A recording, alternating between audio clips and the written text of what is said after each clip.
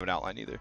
All right, so we're live, and we're going to talk about pacing in your tabletop RPGs. I think this arose, I want to say, early last week. There was some discussion about pacing on the Discord server. I don't remember exactly what brought it up. It might have been me lamenting how long a 5th edition turn takes compared to a Pathfinder 2e turn, which is to say, a tremendous amount of time. And I didn't play a lot of Cyberpunk, but from what I recall and from what I've listened to of your Cyberpunk, the turns move pretty fast because you only can do so much in a turn, and it's like your turn's over. Yeah. I feel bad because anytime I'm upset about something, I really think about, like, why is it happening? And I'm worried that we took the world patch doc too far. Like, we introduced too many options into the game in an effort to create more exciting gameplay and more equity for non-casters. We may have broken the game. Now, that's a pretty extreme thing for me to say, that we've broken the game. The game was pretty broken to begin with, but I feel like it's changed the pacing in a way that I don't like. And so you offered to talk about pacing in a VODCAST. So what's your take? So there's a couple things here that and this is based off the conversation that happened in the Discord, and it was pacing, and it's also led to like your cutscene thing too. All this came from the whole pacing discussion. Right. So it was pacing in the campaign, pacing in an encounter, and pacing on your turn. Mm-hmm. And one of the things that with mentioning the world patch doc, one of the things that happened there is that, yeah, we have a lot of options. The problem is that everybody's not familiar with those options. And so what ends up happening is that it's not necessarily that there's too much stuff people can do, is that there's too much time being trying to figure out what should I do. But again, what should I do could still be happening even if they know all the options that they have. Now there's too many options, right? Like, well, yeah, but part is because you have those many options, it's more of a players having a paralysis decision. Right. And then you can have a lot of options, but if you have a lot of options and you know what you're going to do, and you're going to do what you know what you're going to do, regardless, you'll cut those options out. Mm-hmm. And another thing that also makes it another thing too is that because we do a lot of popcorn initiative, you can't really like plan your turn in advance because you never really know when your turn's going to be coming up. True. Yeah. Okay. So there's been many times where, and I think I'm a type of player who likes to, while I'm waiting for my turn, I'll try and figure out, okay, what I'm going to do. Yeah. There's been many times where I'm like, okay, this is what I'm going to do, and then something happens right before my turn, and then somebody steals. I'm like, okay, well, I mean, that's not good. I can't really do that now, and this is happening. So, and then when it gets to my turn, I'm like, okay, and we don't, and as a druid, I don't have that many options other than my spells and what's prepared. And there's still times where I'm like, oh man, what am I going to do?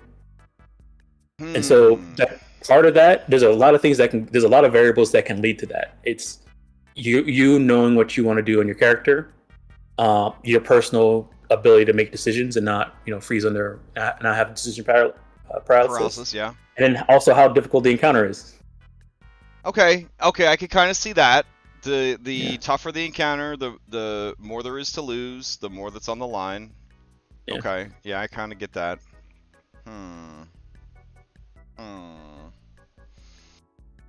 There's a lot of things that can go into it. But I think the biggest thing is just what solves this issue is how familiar you are with your stuff, and I guess like what is too long? Like I guess that's my biggest question. Yeah, what is too long? I don't know.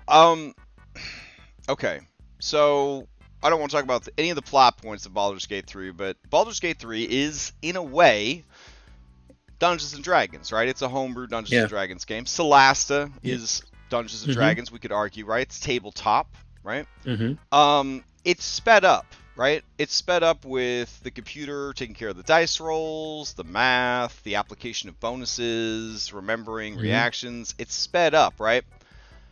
I ain't gonna lie to you.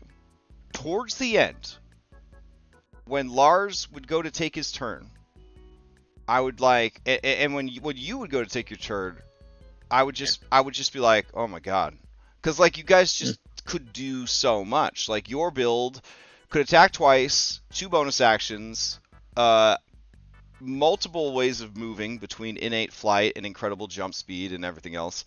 2 bonus actions just completely cracks open the possibilities there of like versatility in play. Lars is over here. I'm still haunted in my dreams by the sound of superiority dice being spent. Yeah, it's being used. Yeah, so, like just the bell, and I'm like, well, I guess we're taking a short rest after this. You know what I'm saying? Like, fucking every fight, we're taking a short rest after this.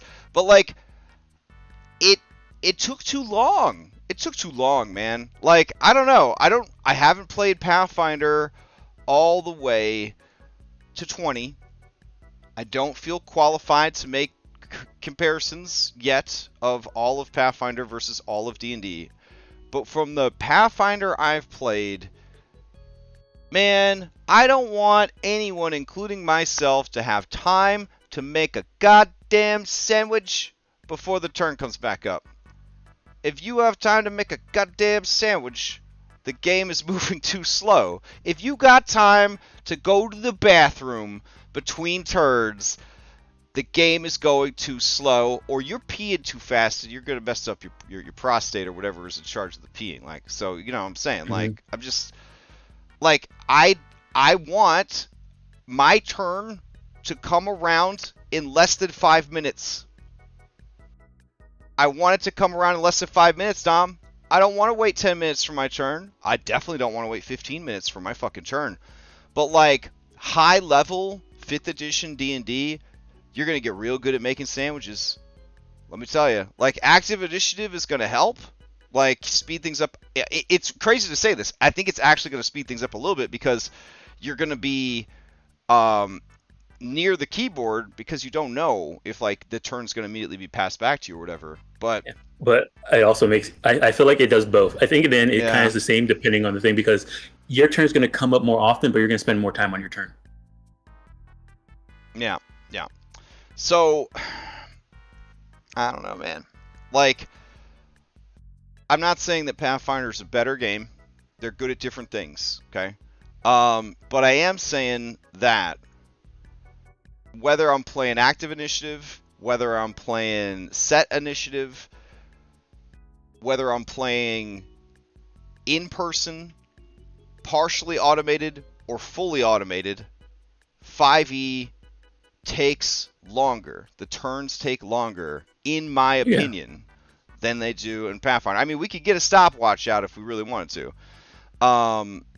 But yeah, I think they do too. Yeah, Cryptic Muffin is saying in chat, Cyberpunk combat is like that too. It's very quick. Yeah, you do a couple of things, and then you're done, so that someone else could do a couple of things. And you know what? Don't worry. Any minute now, you're going to get to do a couple of more things.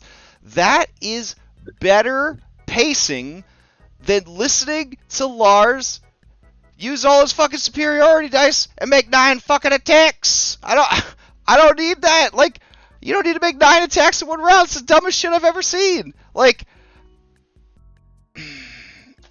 yeah. Like, I don't know. I don't know what to do other than stop playing 5e. Do you know what I mean? Like, Cadenex says, the couple of Adventure League games I've sat in 5e can, quote unquote, can be fast.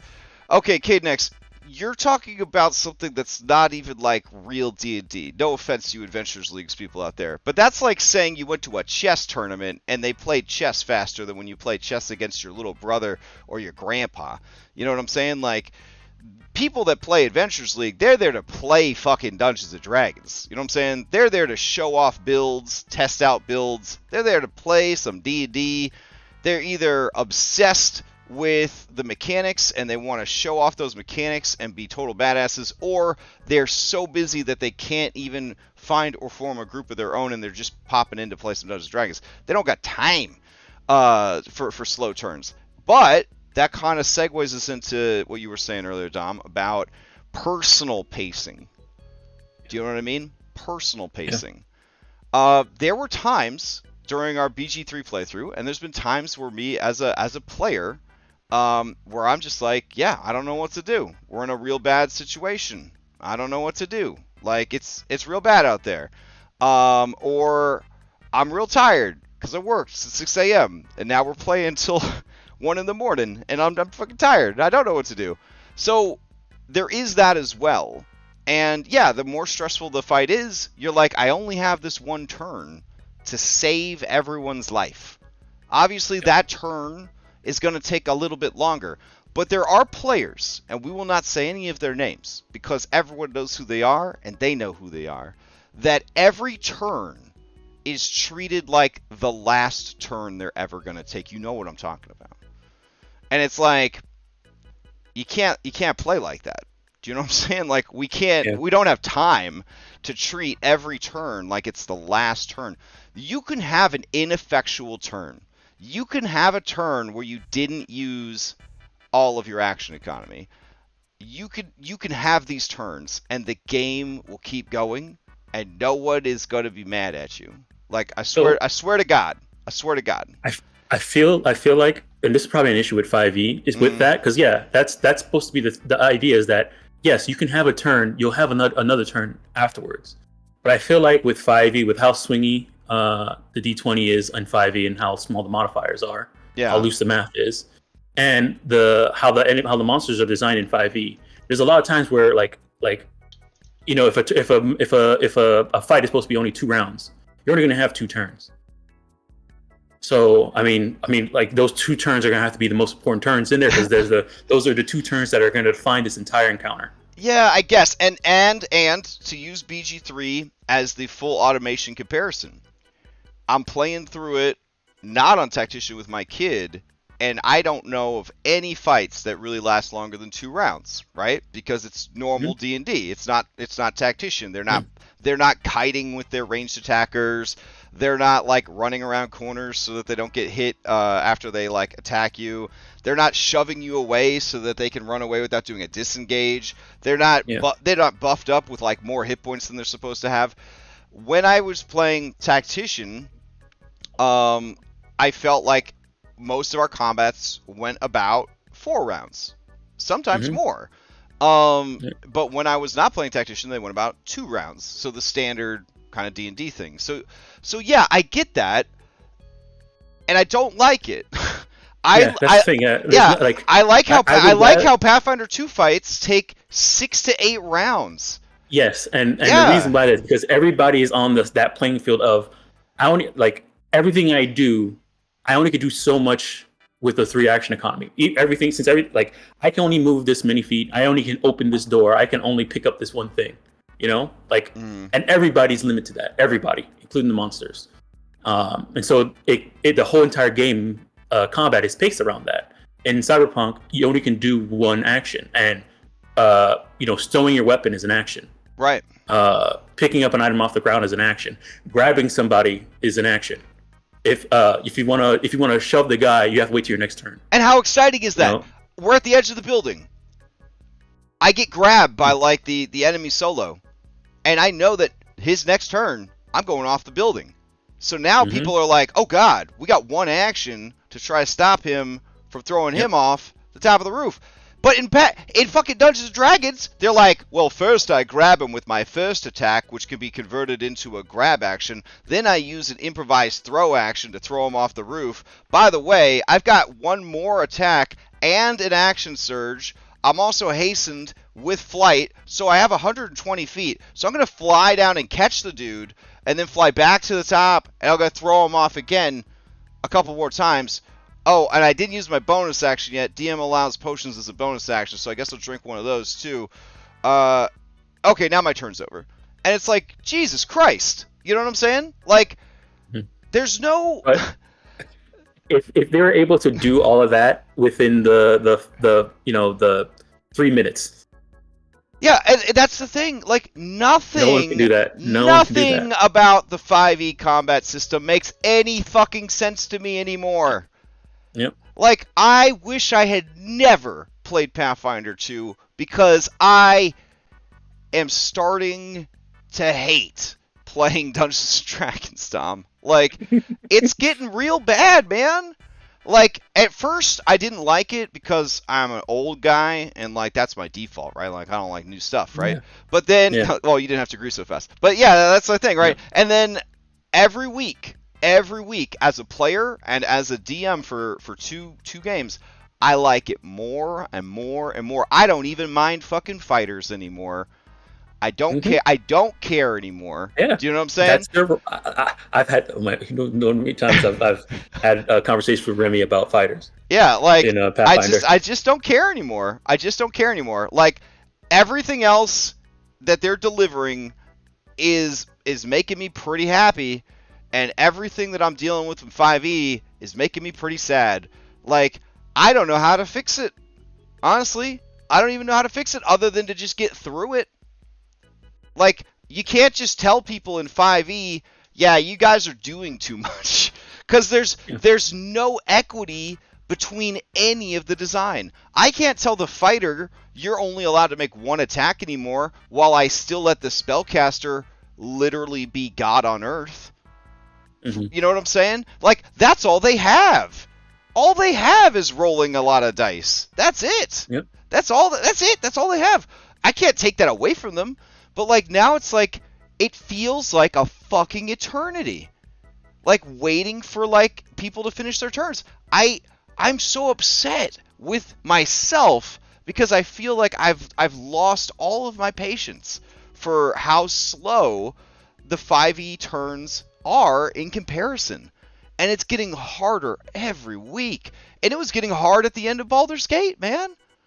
Like, even in my own solo playthrough, I have switched over to builds that just run really fast. Because, like, I don't even want... When I'm all 4 characters, I don't want every turn to be that long. When I'm every character in the world, I don't want the turns to be that long. I hate that. I hate it. I can't stand it. Like, I feel like I'm going grocery shopping when I'm a 5e player. I'm like, well, first I've got to make sure I balance my move budget. It lasts the entire round. And I have to keep track of the move budget for my different types of movement, because when I spend a little movement here and then a little movement there, how does that add up for all the movement all together? And then, did I get knocked down? When did I get knocked down? Do I still have movement? Do I have the movement that I started with, or do I have the movement that I had left?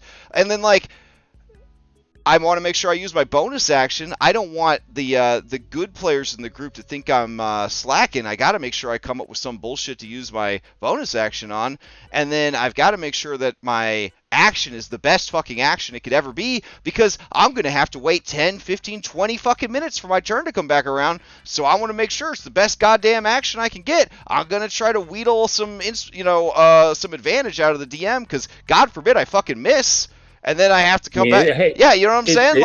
It is the 5e is the worst to miss in 5e, because one, it just means you rolled bad with the way math works. Yeah. And all it means is you just rolled bad. I used to tell you in Rhyme, I said, bro, I will succeed at a cost every day of the week, because I'm not going to wait 20 fucking minutes to miss. I'm not waiting 20 minutes to miss. Like, I'll wait 20 minutes to be blinded. I'll wait 20 minutes to be baned. But I'm not waiting 20 minutes to miss. That ain't happening.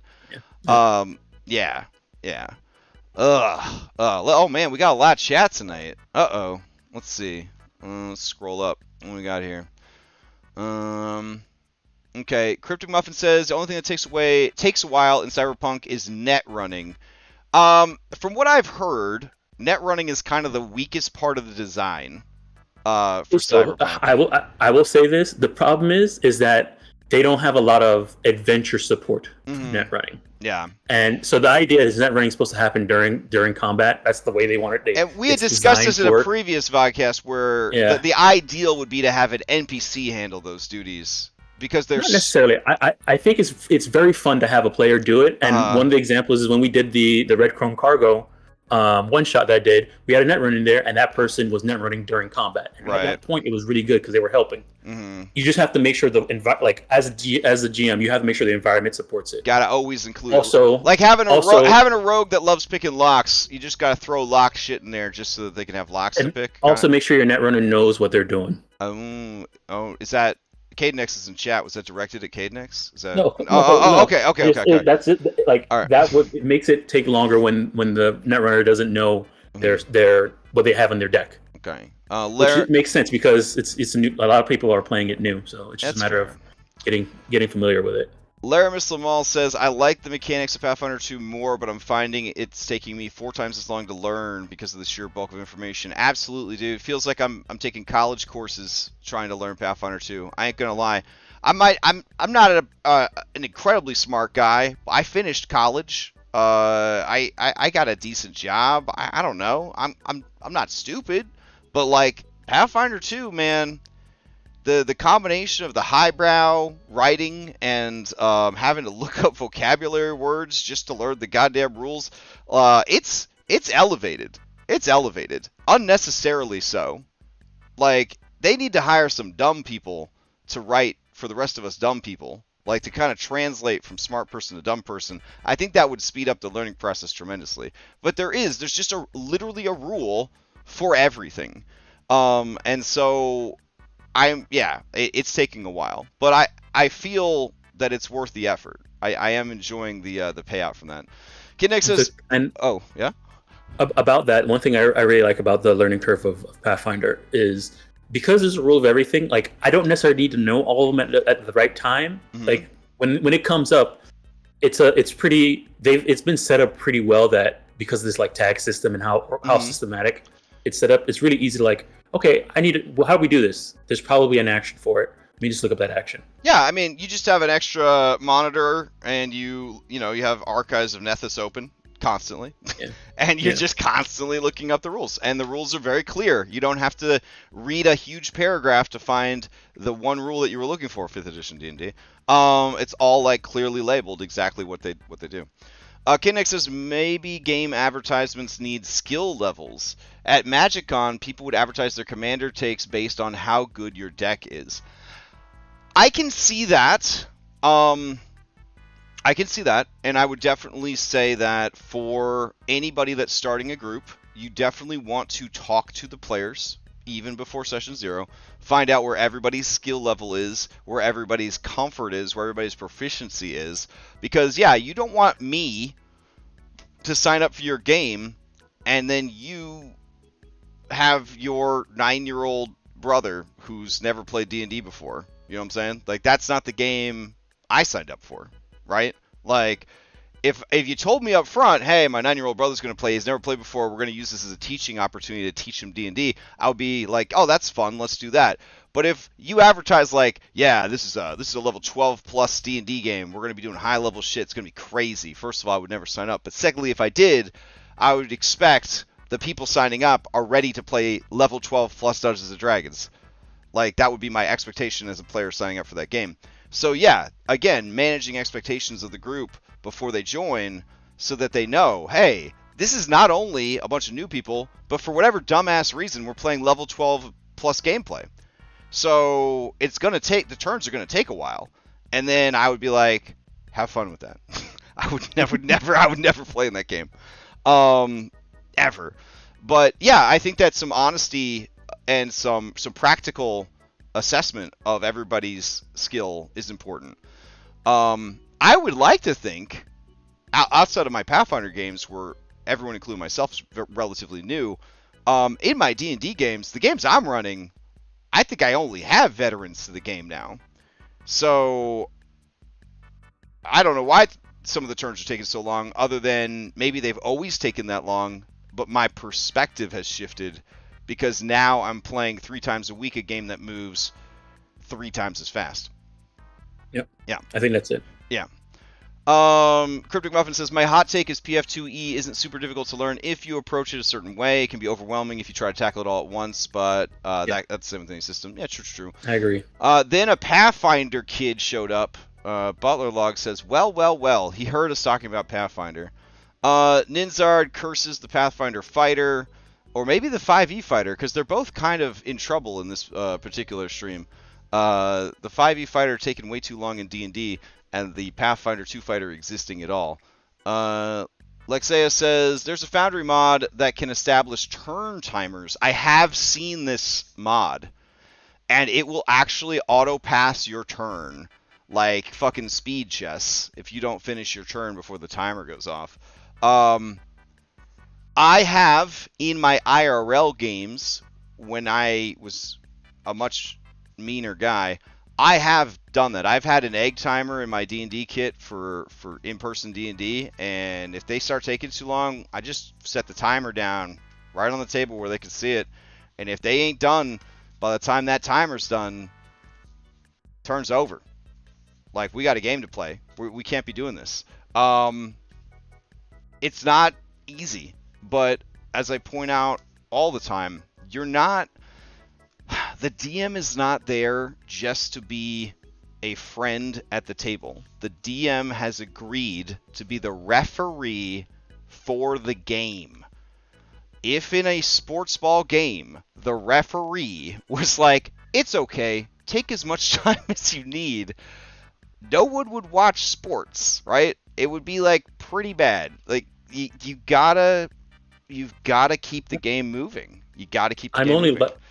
I'm only like that if the person is not doing anything during their turn, right? And taking time. Like if they're like doing stuff and that stuff is just taking long, then I'm okay. Like I'm gonna sit back and let them do it as long as they're still doing stuff that is part of their turn. But if they're like like having a conversation with an NPC to back and forth in the 6 seconds that's happening, I'll probably be more like, okay, they'll respond on their turn, and then we'll keep moving. But if they're like, if they have because of the way the system is set up, we're playing, and they're like have that many actions and have that many stuff, and it's just taking that time because we're going through, and maybe not everybody's is that fast and rolling and everything like that, then yes, I'll let them take their time. But it's also pretty sad. We're like, okay, you want to make your attack? Okay, go ahead and roll your dice, and then we're like sitting there for like 10 seconds waiting for somebody to roll their dice. Yeah, that's the part where I get a little bit of. Or, and again, we're not going to say any names. This isn't about shaming people or calling anybody out, but you've played with these people or you are these people. The fighter, they roll one attack. We deal with the one attack. They say, I'm going to make my next attack. You say, good, do it.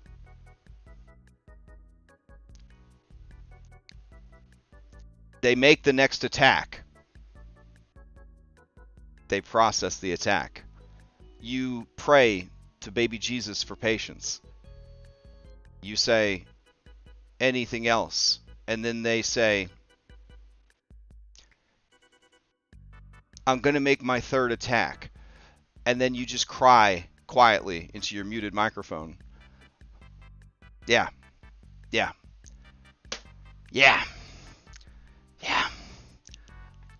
I don't know how much longer I could do it, Dom. Like, I don't know how much longer I can fucking do it. I'm just saying. We're not even playing in real life with dice, y'all. I grew up playing with real dice. I learned how to look at dice on a table like a goddamn number counting savant, okay? And I just look at dice on a table. I'm like, that's how much numbers there are, okay? That's how much numbers there are. Because I had to survive, right? Adding the damn dice. You guys are pushing one fucking button. It can't possibly take that long to push the fucking button. You're killing me. I'm dying. I am dying. I will say there are times where like it's my turn. I'm like, okay, I'm gonna cast this spell, and then I'm using the little hotbar thing at the top. Yeah. And I mouse over, and then like I'm just like, it's supposed to be right here, right? And I'm looking in the corner, and it's like I just can't see it. Right. And it's like it's just one button over. I mean, there's been times like that for me, and it is annoying. I know it's annoying because when it's happened to me, I'm like, oh man. I am throwing stones in a glass house. I know that there are times when people who play with me, I know there are times where I take a long time on my turn.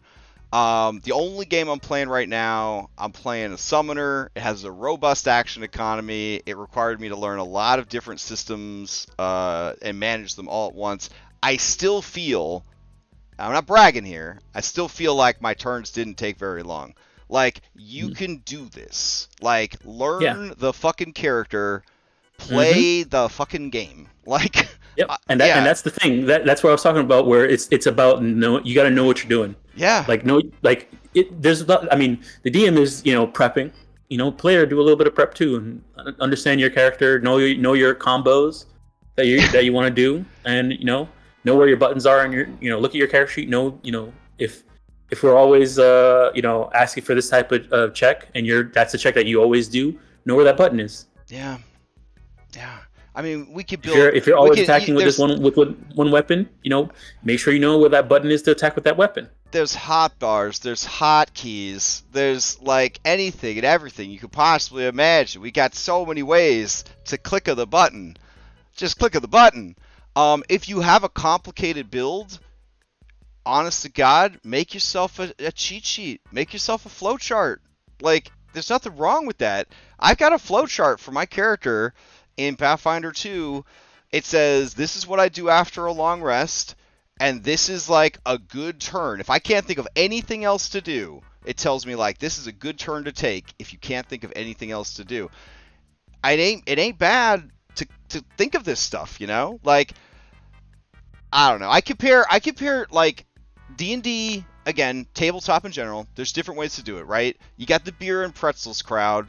And that's on you guys, right? If you want to enjoy your friends' company and camaraderie and drink your beer and eat your pretzels while you bullshit about work and politics and life, while D&D sits in the background like a neglected animal, like a pet that you really don't care about, that's fine. If you think that's fun, I'm not going to tell you how to live your life. But, like, the games I run are for hobbyists, right? Like, we're playing the game. Like, that's why we're here. We have a whole Discord community. 300-something people could talk about whatever the fuck they want all week long, 24/7. When we sit down to play D&D, we're there to play D&D. We're playing it as a hobby. People are literally paying to play. I pay to play. It's a hobby that I'm paying for. It's like I'm in a bowling league. If I paid to join a bowling league, I would probably be embarrassed if I didn't get some practice in the week before I came back for the next big tournament or whatever. These big boss fights, these end of game chapter moments, right? They're your tournament, right? So you're building up towards that. You owe it to yourself and the other people at the table to be a bit more engaged. Like, I'm just going to say it. Like, you need to be a bit more engaged. If your turns are taking too long, you need to ask yourself why your turns taking so long. So yeah, there's different aspects to it. There's, like Haydenex pointed out, the experience level of everyone at the table. There's also, as you just pointed out, the investment of each player at the table. And then, of course, there is the thing we haven't talked about, which is the DM being the referee. We mentioned it in, someone mentioned in chat, like having timers and stuff like that. I want to talk about that more because I do feel that at the end of the day, tabletop is dependent on how good the DM is, right? And the DM is ultimately the person that needs to solve these problems. And if the DM is the slowest person at the table, that's a bad time, right? That's a real bad time. Let's see what else I got in chat, though. Let's see. People talking about me liking Pathfinder. Whatever. Baka, I don't care. It's whatever. I could take it or leave it. You think it makes me happy to play Pathfinder? Whatever. Oh, Dr. Robin Zora's there. Hello. 5e game I play is like 5 sessions of RP between every single combat. I mean, honestly, that's the best 5e. It's just a lot of role playing, and then occasionally a big old fight. That to me is probably the best 5e. Cryptic Muffin says, where is signups for CRASHDOM Kingmaker?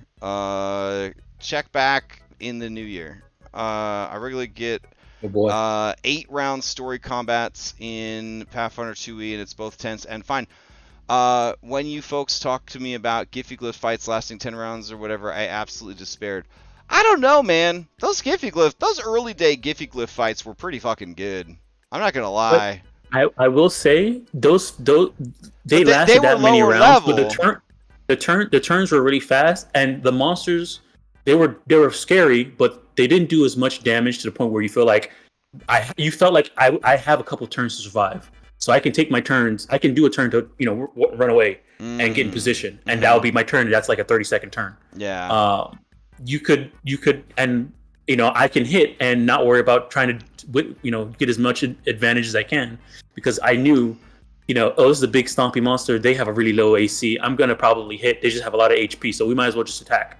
Right. And then we'll throw out all 2 of our attacks. That's right then and there, because it's pretty, and I think that's one of those things where the system is designed to take into account having that many rounds, that but still pacing, having a quick fight. Mm-hmm.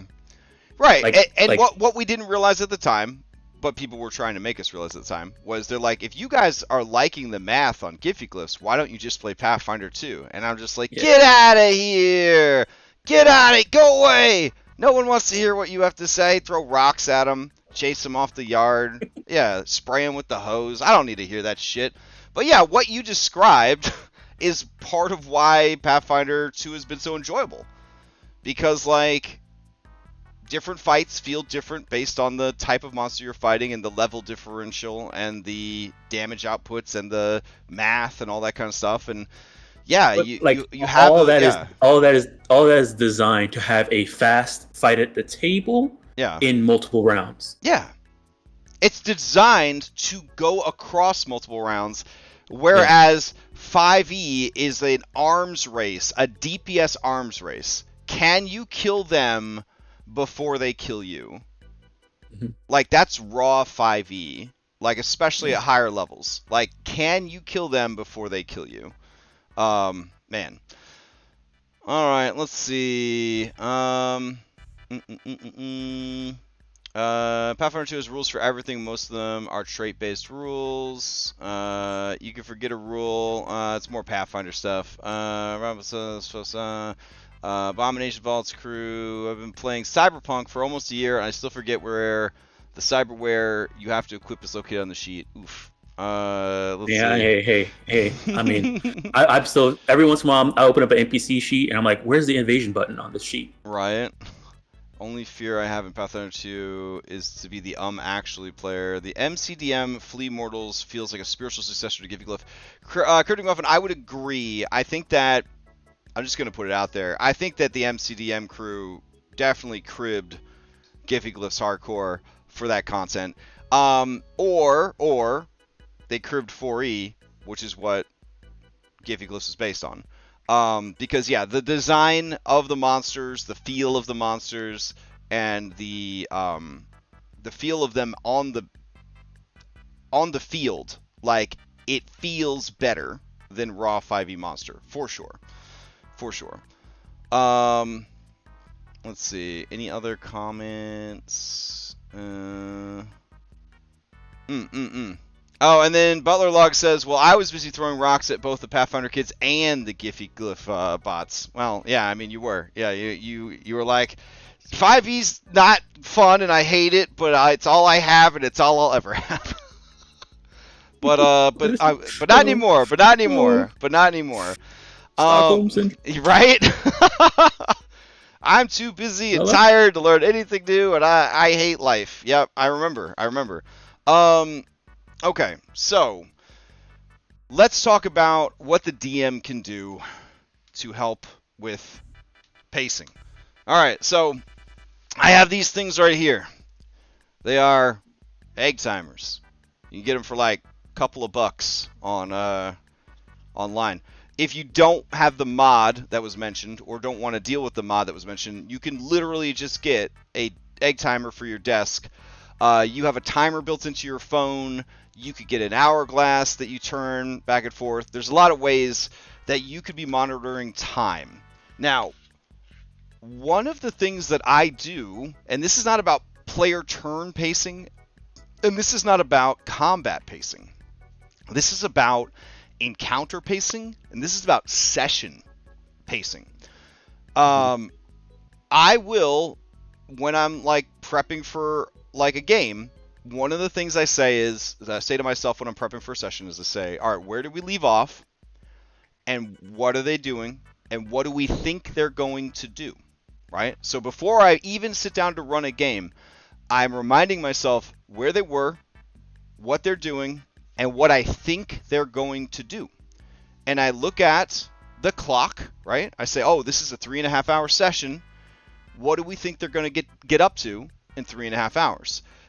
Knowing the pacing of your group, knowing the speed that they go through combat, knowing a moral quandary will shut them down for an entire session.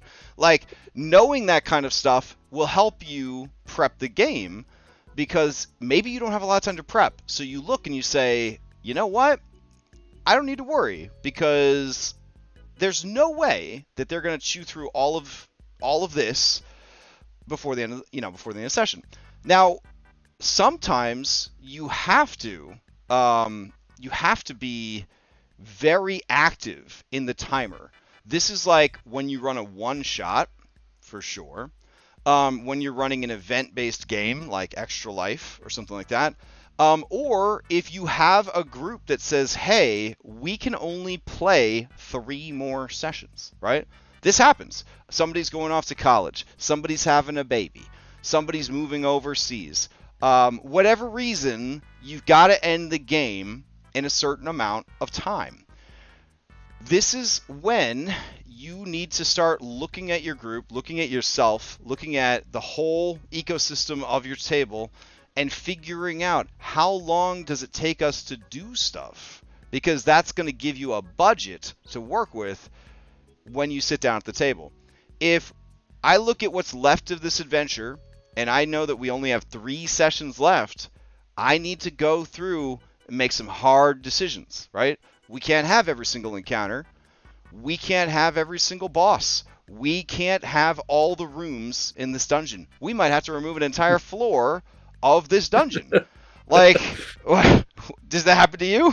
Like, the first game I ever ran on this server was that one Sizupiku like temple map. Where you showed up with like a 50-room dungeon or whatever for like a 4-hour. It was like a four floor dungeon, and like you guys got to the second floor, and then it was like, okay, we're getting close to time. You guys found the stairs to the 3rd floor. Like, you guys went down. These stairs are going really far down, and you guys. As you're going down, you open up to this huge cavern. I take you guys down to the last floor. Yeah, the most useful tool in my VT2 toolbox in that regard is the rubble tile. I just throw the rubble tile down, and I put a wall in, and I say, oh, it appears that this part of the dungeon caved in centuries ago. It's definitely not important for any part of this adventure. Like, because we don't got time for that shit anymore. We do not have time for that shit. Now, when would you also cut content and speed things up for your campaign, for your session? If you're running a game where they're just getting fucking beat, like, and they're just, you could feel the morale is being destroyed. I'm looking at you, Scrapyard Alkenstar. I'm looking at you. Like, even the adventurer was like, hey, if they just want to get the fuck out of the scrapyard, you could go ahead and get rid of this, one encounter. Like, nobody will care. It's fine. And the writers, even were like, okay, now that they made it out of the scrapyard, they might think that they have to do this next part, but they don't. It's over. they just tell them they get to go home. It's over. And like, that's the writers themselves being like, yeah, pacing-wise, we could not make them do anything else, or they will get up and leave the fucking table. Like, we have put them through the ringer. They're dunzos. We're not going to do anymore. There are times where you need to do that. Like, is your game too dreary and depressing, and they're just beaten down constantly? Maybe the next random encounter isn't going to kill them. Maybe it's a friendly old Gerblin who knits socks, and the socks are magic, and he has a funny voice, and that's all it takes. And then suddenly their mood is lifted, and the campaign is saved. Pacing, right? Like, pacing. Pacing isn't just how long a turn takes. Pacing is also paying attention to the moods at the table, paying attention to the flow of the story at the table, making sure that things don't feel like they're grinding to a halt. On VTT, without cameras, even with cameras, you don't know if your players are playing a game in their other monitor. You don't know if they're having a chat on their phone. You don't know where they are. If there's no camera, you don't even know if they're at the goddamn computer, right? So, like, you have to, as the DM, really pay attention to this pacing stuff. Not just in combat, but out of combat. And I say that it's the DM's responsibility because it is. It is the DM's responsibility. You are the referee. You are the director, right? If you let a bunch of actors do whatever they wanted to whenever you tried to make a movie, that movie would be pretty bad. The whole reason that the director exists is to guide everyone, to keep everyone focused. There's producers to make sure that the people working on the film are actually working on the film. Like, there are management positions, there are organizer positions for a reason, because without them, all is chaos. And chaos can be fun, but very rarely is chaos organized enough to sustain itself, right? Like, you want that sustainability. You want the story to keep going. You want the players to keep going. You want people to come back week after week to keep telling those stories.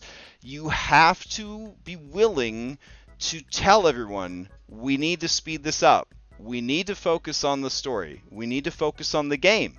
It's cool that your Bob's getting remarried, but that's not something we're going to talk about during Dungeons & Dragons. You know what I'm saying? Like, it's really cool that you got a new job at work, but we don't, this isn't the time. We're here to play Dungeons & Dragons. We're here to play some tabletop. Yeah. So I'll ask, because that like those examples you gave were like more outside of the game, but what if it's sidetracked in the game, in game? I got you. Yeah, like, we have players who would very gladly go pick a random NPC and talk to them for 2 hours. For sure. Like, that exists.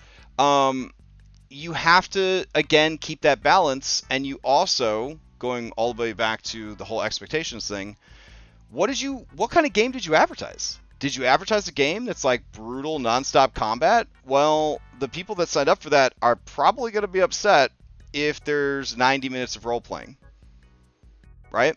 So, like, that's where having a clock. I have a clock on my desk. I know there's a clock on the computer, but the clock on my desk is a physical thing. It's big. It looks me right in the face. I look over at it. I see what time it is. I have the timer. I have my phone. I have all these ways to remind myself, like, we don't need this to go too long. Another thing is, if you've got 5 players at the table, or 6, or God forbid, 7 or more players at the table, you better be setting a timer for how much time you spend with each of those fucking players. Because, like, I'm all about cheering on the team, right? This is a team-based game. I'm not going to sit there while the DM flirts with one person for 30 minutes. Like, I'm just not going to do it. It doesn't matter how engaging it is, or how interesting it is, or how sexy their voices are, or whatever. I'm not going to sit through it. Because, like, I'm not here for that. There's a thing I could watch where they do that. It's called television, right? I'm here to play a game. I'm here to play the game. So, yeah, it's hard. It's hard when you have different people in the party that want different things, different people in the group that want different things out of the game, and you have to balance the time you spend not just on those things, but with those people, right? So, yeah, I mean, it is not easy. Like, I don't think being a game master is easy. I don't think running games is easy. And I think that people that say it's easy, I think that they are just not very sensitive to other people, right? Like, what's easy to you might not be easy to anybody else. Like, it was easy for me to beg your mom, bro, but like, I don't rub it in your face. Do you know what I'm saying? So like, why are you telling everybody how easy it is to be a game master? You know what I'm saying? Like, it's not to say something as easy as the worst advice you could give someone, in my opinion. Because then when it's not easy for them, they think something's wrong with them. Like, yeah, this is not an easy thing. Listen to all of the things that we just said the game master has to know and do and track and tell me that that's easy. Like, that's not easy. So, yeah. Is there a solution? Like, if you had to just give one recommendation for 5e players or 5e groups to speed up combat, what would your advice be, Dom? I would say just take the time to prepare yourself.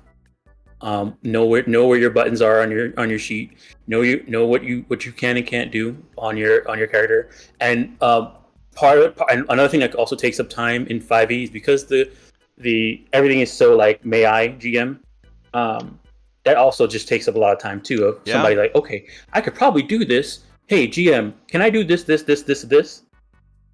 And then now there's time being taken about the GM who's like, okay, I mean, it makes sense, and I could probably do it with this type of role, and this, that, and this, and then that also takes up time. So it's one of those things where everybody has to agree upon a set way of playing, have a set clear whatever those rules are, whatever rules you want. Just make sure everybody's on the same page about those rules, and make sure you put the investment, both GM and player, into knowing what your characters and monsters can do, so that no one's wasting anybody's time. I think that's the easiest way you can take care of it in 5e without trying to rewrite the game. Okay, fair enough. My take is the following. Stop using active initiative. Use static initiative, but steal delayed initiative from Pathfinder 2. Person's turn comes up, they don't know what to do. Fucking drag them further down the initiative bar. The end. Your turn comes up as the DM, you don't know what the monster should do. Drag that fucking monster down the initiative track. Like, it's so good. It's so good. Like, it's better than readying an action because it doesn't make them feel like they've lost so much, right? But it gives them a chance to say, God, I really don't know what to do. There's just so much going on right now, and things have changed so much since my last turn. And you're like, okay, just delay your initiative, and when you see an opening, you jump back in, right? Such a simple solution. Like, it's so good. It's so good. We've had plenty of times where we used it tactically in Pathfinder, but we've also had times where people were just like, I don't know what to do. And they just delayed their turn. So I like Major Snood's advice. Don't go past 9th level. Yeah, that's great advice too. That is great advice. Very well done. All right, so what is your recommendation for encounter design? One thing, encounter design that could make things better for a GM. Like, what could speed up the pacing of encounters for the GM? Okay, so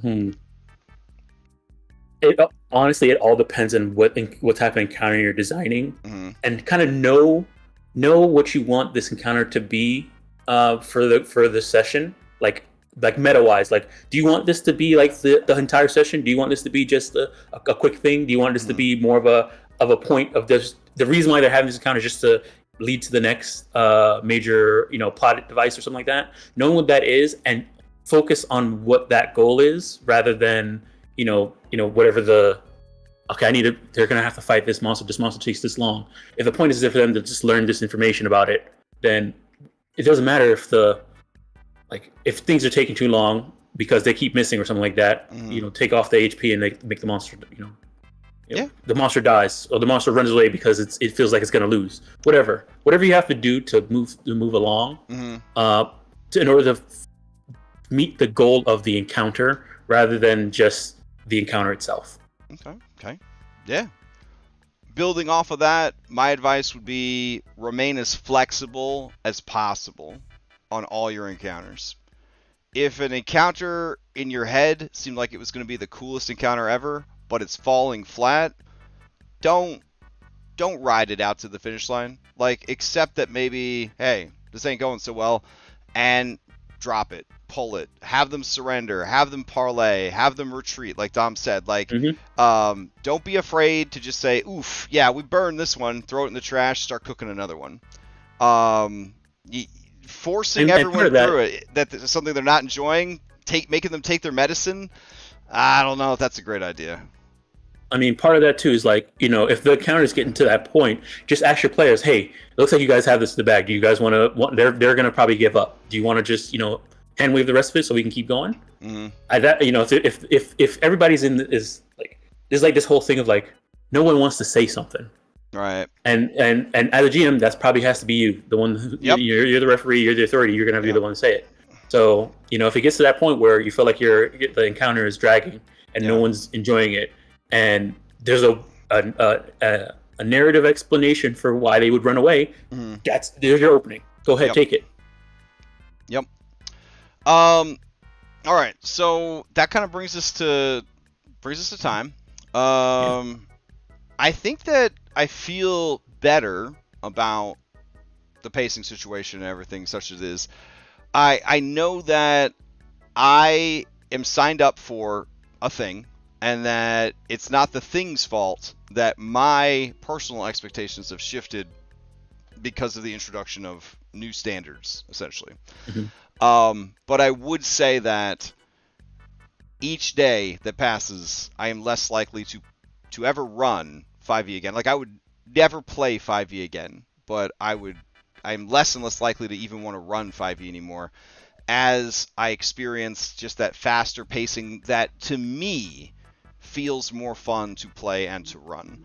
But I'm kind of in that boat too. Yeah, but I think that D&D run to level 9, as Will pointed out, is solid.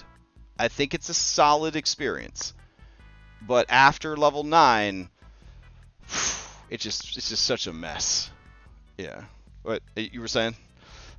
No, I was saying, like, for me, I think if I want that looseness, I'll run Cyberpunk. If I want, and then for my fantasy stuff, I'll run Pathfinder. Yeah, I think I'm in that boat now too. Yeah. All right, cool. Well, I hope everybody has a great weekend.